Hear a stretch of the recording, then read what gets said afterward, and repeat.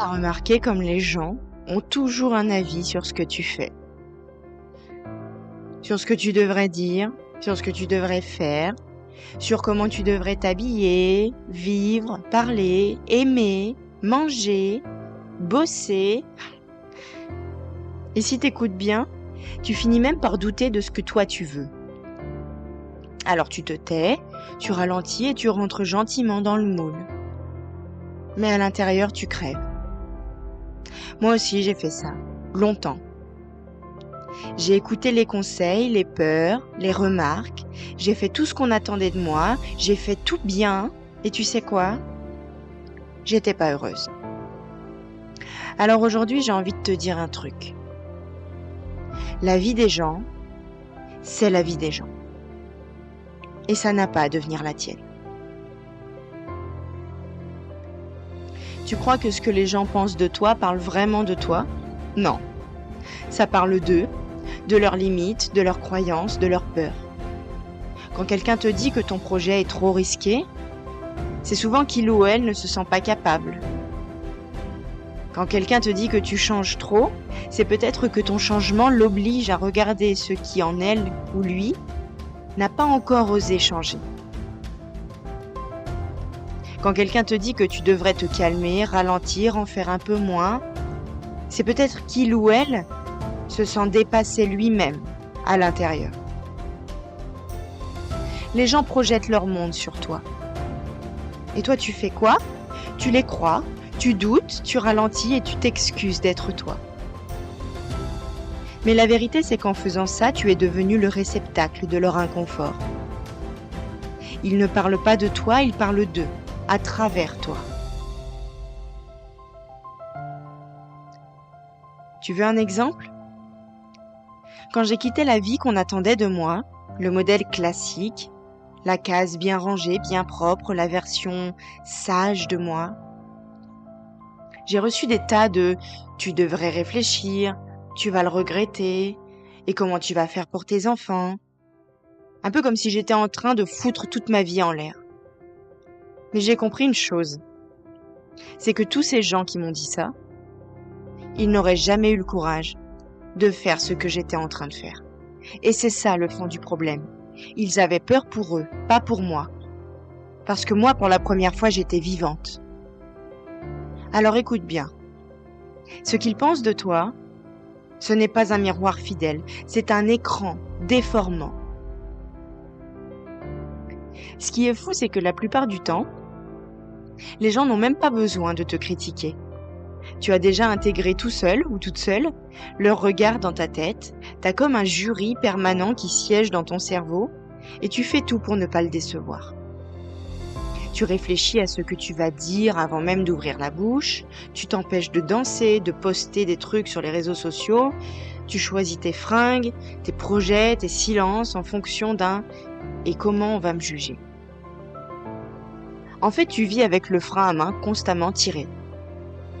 Mais le pire, c'est que c'est toi qui tiens le levier. Tu t'imagines que si tu oses être vraiment toi, on va te rejeter, se moquer, te critiquer.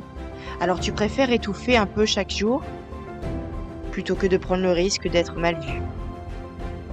Mais ce que tu fais en vrai, c'est que tu te sacrifies pour être accepté. Alors je vais te le dire franchement, tu peux pas être libre tant que tu chercheras à être validé. Et je sais de quoi je parle. Moi aussi, je suis passée par là.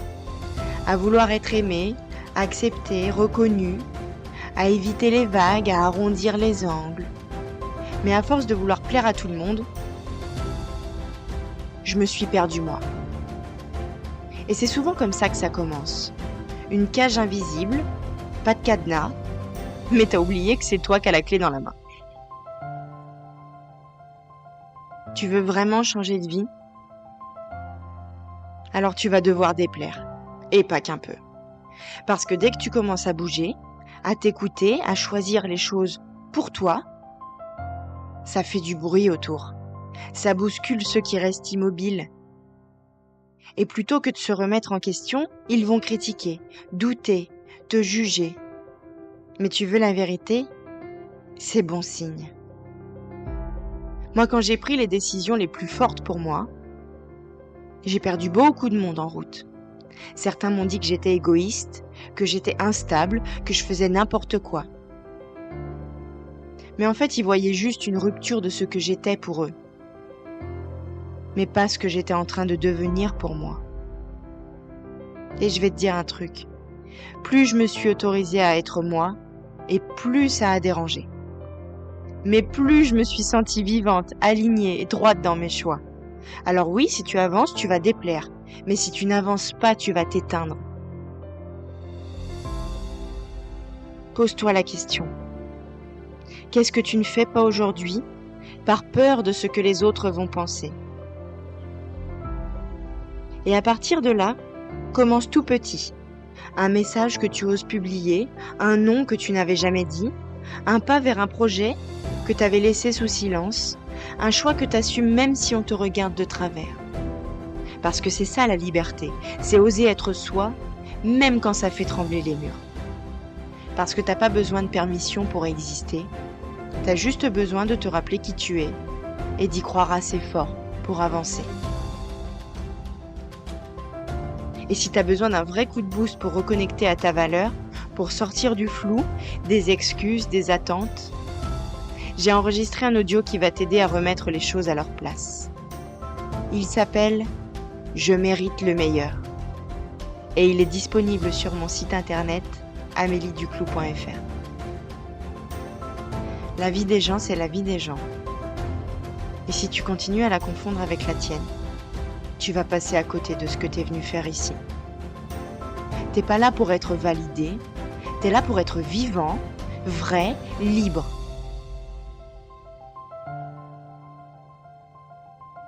Merci d'avoir écouté cet épisode. Si tu sens qu'il t'a parlé, partage-le, note-le, fais-le circuler. Et surtout, ne reste pas seul avec ce déclic, passe à l'action. On sait jamais, c'est peut-être maintenant que tout commence pour de vrai.